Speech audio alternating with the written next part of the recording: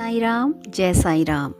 6 फरवरी 1912 की बात है। शिरडी डायरी खापर्डे जी आगे लिखते हैं, मैं उठा और काकड़ आरती में सम्मिलित हुआ।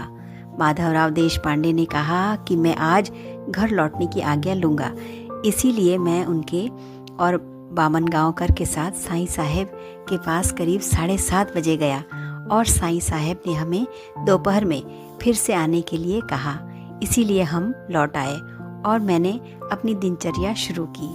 मैंने उपासनी और बापू साहेब जोग ने पंचदशी पढ़ी, साईं महाराज के बाहर जाते हुए दर्शन किए और मध्याह्न आरती में सम्मिलित हुए।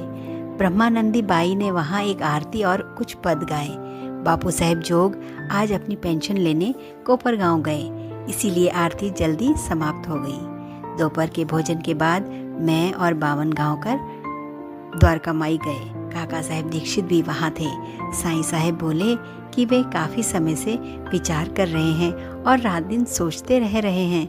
सभी चोर हैं, लेकिन हमें उनसे निपटना पड़ेगा। उन्होंने कहा वे ईश्वर से उनके सुधार या निवारण के लिए दिन रात प्रार्थना करते हैं, लेकिन ईश्वर देर करता है और देखने में ऐसा लगता है कि वह इस भाव का अनुमोदन नहीं कर रहा और प्रार्थना नहीं सुन रहा।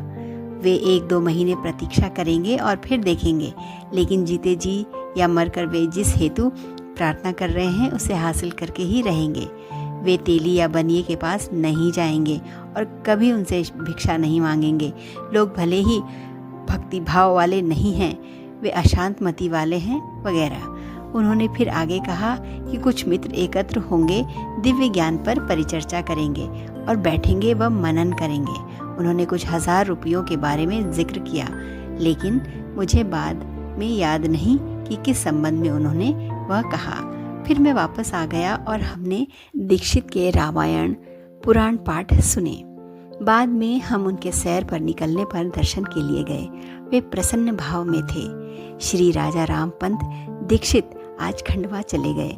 उपासनी शास्त्री की पत्नी चल बसी। ये दुखद समाचार पत्र के जरिए मिला।